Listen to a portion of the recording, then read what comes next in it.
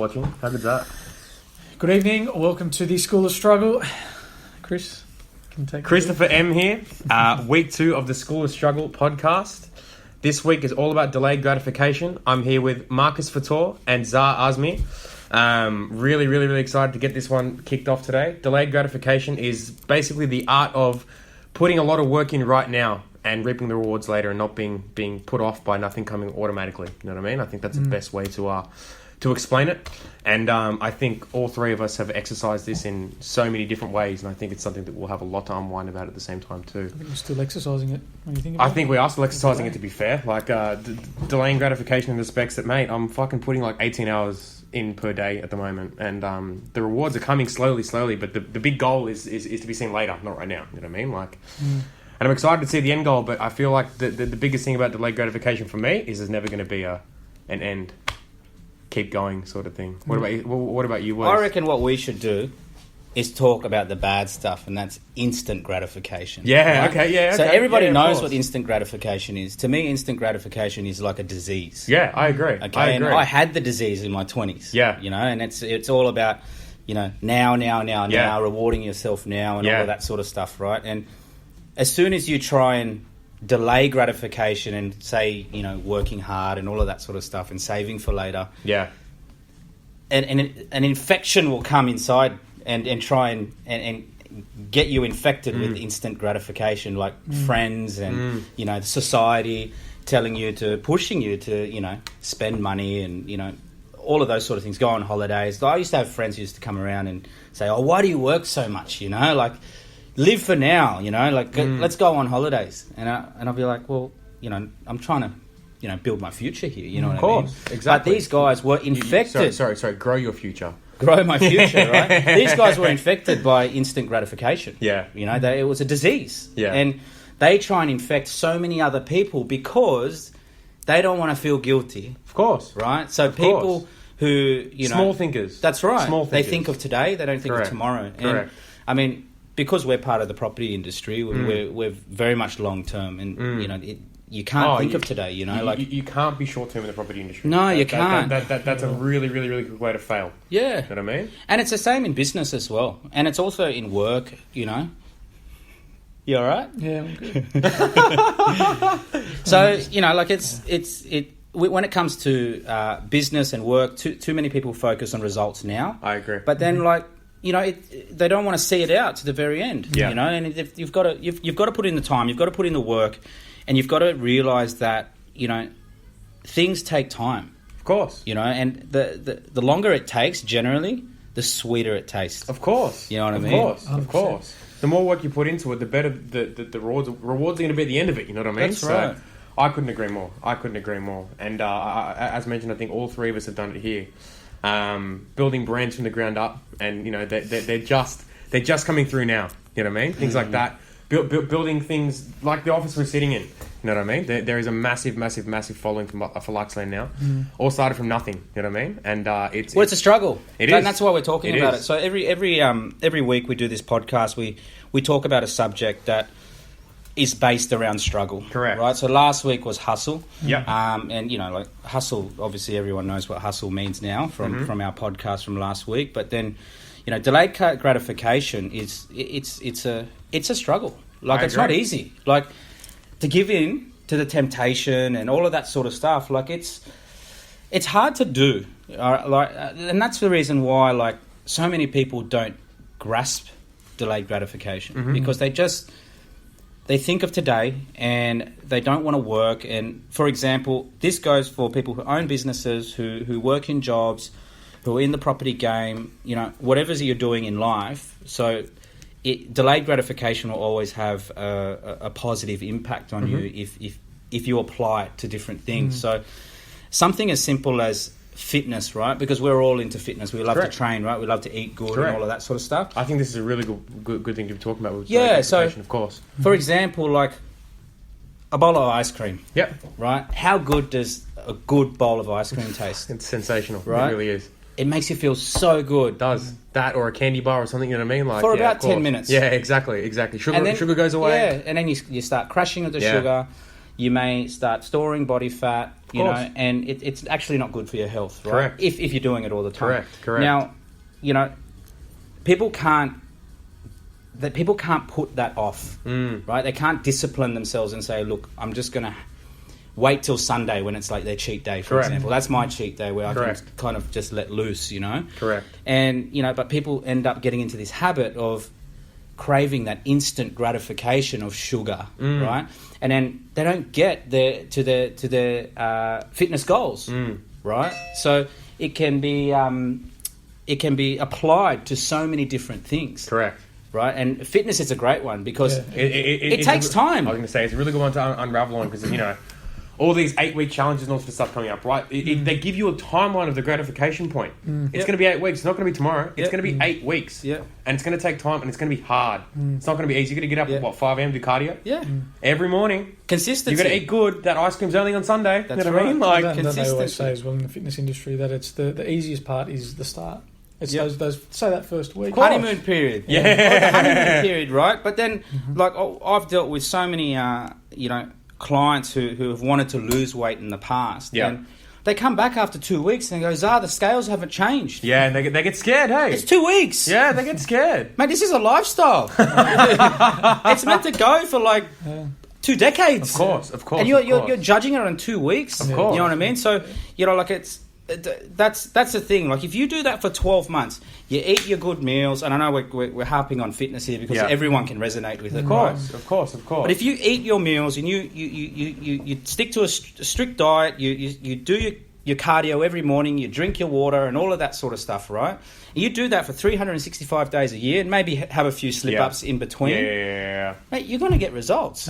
I think the best thing about that too is like with the thought process of delayed gratification, the longer you do it, the longer you find not necessarily shortcuts, but you find ways that you can actually do things better. You know what I mean? Like you learn along the way that the next time you're doing another 8-week challenge or whatever it is, you know to get to the goal quicker because you know the little tips and tricks of what it was. You've learned. Exactly, you've learned. That's something you've exactly said coming off Ramadan for you. You said, I know how to get my body in tune. I know exactly what I've got to do. I know the time limit. Because I've been there. Exactly. I've been there. It's been, 4 years you've done it now, right? Yeah. So, about 3 years. About 3 years I've been in shape. And, like, I just know my body back to front. I can just... You know exactly what you need to do. I can turn it around whenever I want. The amount of people that don't... Like, as I mentioned, I know we're harping on body and all that stuff, but this is a really good one because the people that are listening, it resonates so well with business. You can apply it to anything. You can apply it to anything, exactly right. Relationship even, you know what I mean? Like, whatever it is, you are going to find such a big...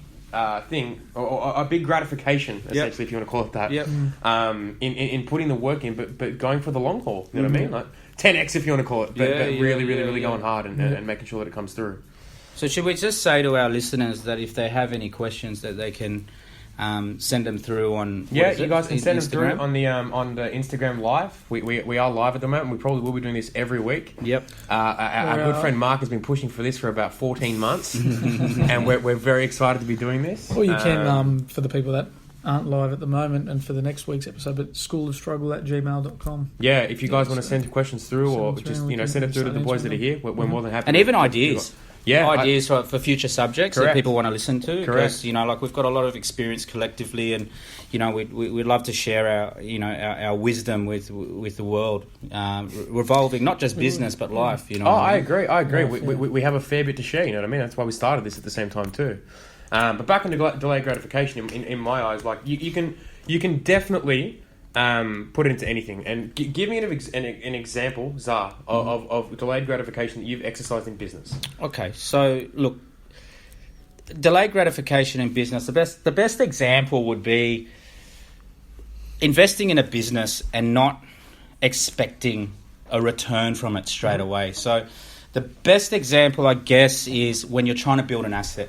So too many people are focused on cash flow, as in, you know, the cash flow that they get on a weekly basis. Living week to week as opposed to... so I've invested in businesses before with other business partners, and after 6 months, they've got their hand out saying, okay, well, you know, where are the profits? And that's just not how business works. Like, you've got to take that money, reinvest it. I mean, no one takes a wage, you know what I mean? Like, we've got to sacrifice for sometimes 2, 3, 4, 5 years. I don't know, until you reach that level of success. Right? Whatever your thought on success is. That's right. Your belief of success. So I've had business partners before where they've gone, all right, I want to take a wage from day one. That's not how it works. No, it doesn't you know what I at mean? all. Every single dollar, especially if you've come from nothing like me, every single dollar needs to go back into the business. Correct. Right? Reinvest, and work, and don't think about taking a wage. Correct. Right? Think about the end game. Think about building revenue. That's right. Think about building revenue. Think about the big picture. Correct. What is that business going to be worth? Correct. Where can you take that business? Correct. Growing that business, right? Correct. So, too many times I've seen people go out of business because they give up early because they're not getting those returns. Yeah.